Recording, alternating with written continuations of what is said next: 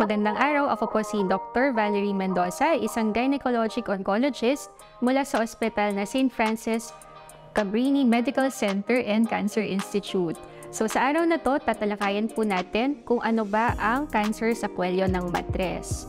So ang cancer sa kwelyo ng matres ay ang pagtubo ng mga tumor sa cervix or kwelyo ng matres. Ito po yung dulo ng matres. Ito ang bumubuka kapag nanganganak ang isang babae.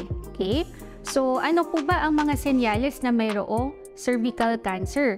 Unfortunately, sa simula po, wala pong mga sintomas. So, ito ay isang tahimik na sakit until dumating ang panahon na malaki na ang bukol. So, ang mga maaari pong mapansin ng pasyente ay mayroong pagdurugo or mayroon pong abnormal na discharge. So, karaniwan po magsasabi may mabahong lumalabas. Tapos kapag po medyo mas malaki na ang bukol or mas malala ang sakit, meron po tayo mga naramdaman na kirot-kirot doon sa may balakang at yung iba na hirapan na pong umihi or dumumi. So bago pa po natin umabot sa mga ganyang sintomas, magpa-check up na po tayo. So saan ba nanggagaling ang cervical cancer? Ang pinakasanhi po ng cervical cancer ay ang tinatawag na human papilloma virus. So ito po ay isang virus na nakukuha natin sa pakikipagtalik or skin-to-skin contact. Okay? So hindi po necessary na sexual contact lang. Pwede pong skin-to-skin contact. At ito ang pinakamahalagang sanhi ng cervical cancer. Yung mga ibang risk factors po tulad ng paggamit ng oral contraceptive pills, yung pagkakaroon po ng maraming pagbubuntis at panganganak, yung maagang edad ng unang pakikipagtalik at unang edad na nagkaroon ng pagbubuntis, ito po ay mga risk factors or sinasabi na nakakatulong or nakakadagdag sa risk na magkaroon ng cervical cancer. Maliban po dito, nakakadagdag din ang paninigarilyo, ang mga sakit na nagpapababa ng resistensya ng katawan natin. So yung mga may HIV po or mga ibang STD tulad ng chlamydia and herpes. So ito po, sinasabi nagpapahina sa cervix natin, kaya po mas madaling dapuan ng sakit. Okay? So wag po natin kakalimutan ang isa pang risk factor or nakakadagdag sa pagkakaroon ng cervical cancer ay ang lack of screening. So karamihan po ng babae hindi nakakapagpa-test sa pamamagitan ng pap smear or visual inspection with acetic acid. Kaya po hindi maagang nalalaman na may problema pala ang cervix. So sayang po kasi pwede palang maaga natin malaman. Okay, so pupunta naman po tayo sa paano ba natin maiiwasan ang cervical cancer. So meron po tayong iba't ibang level kung paano natin siya maiiwasan. So may primary prevention, secondary prevention, and tertiary prevention.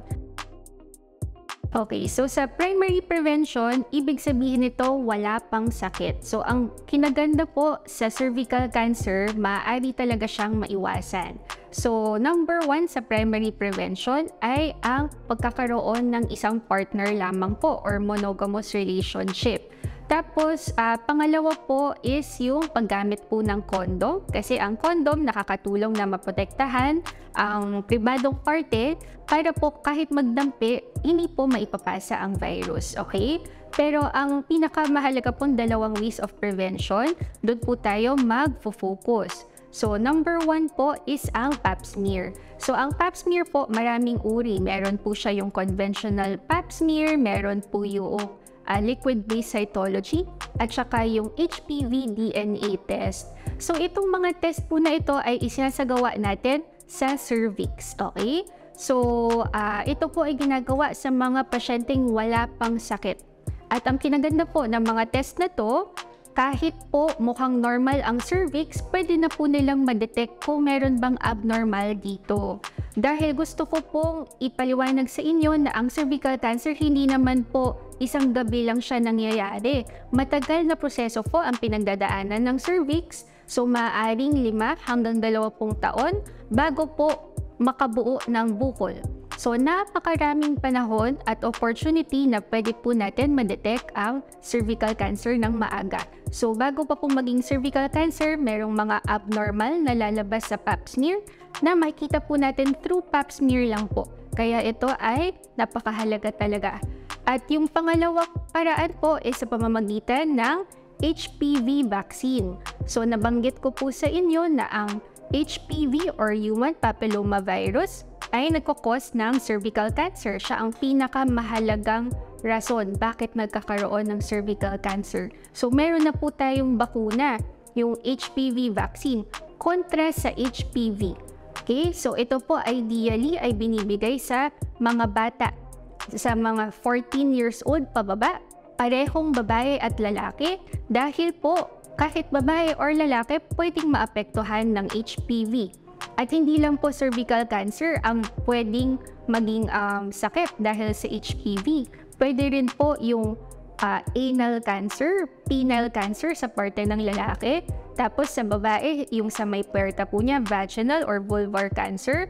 At yung nasopharyngeal cancer, dun po sa ating daanan ng paghinga and lalamunan. So, napaka-daming advantage po na na-offer ng HPV vaccine kasi napoprotektahan buong buhay na laban sa mga cancer na ito. Para naman po sa gamutan, so paano kung magkaroon na nga ng cervical cancer?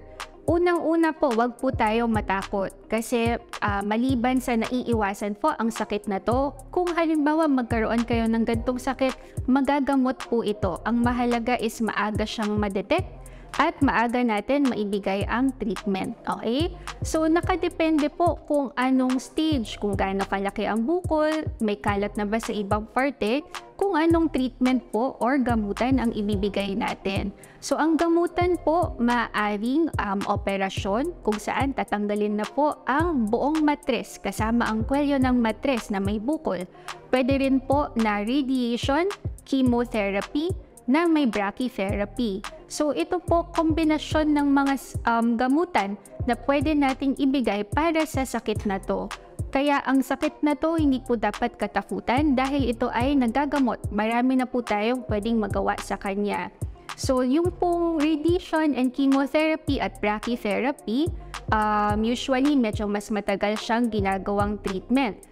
Pero lahat po to ay available sa St. Francis Cabrini Medical Center. Meron din po tayong Z-Benefit Package kung saan parte ng treatment ay kino-cover po ng package na ito. So kahit operasyon pa po yan, yung nabanggit ko nga po na hysterectomy or tatanggalin na ang matres, at saka ang radiation, chemotherapy at brachytherapy, maaari po itong cover ng package. So, wag na po kayong matakot. Okay? Pwedeng-pwede pong mag-inquire sa aming ospital tungkol sa ganitong mga serbisyo.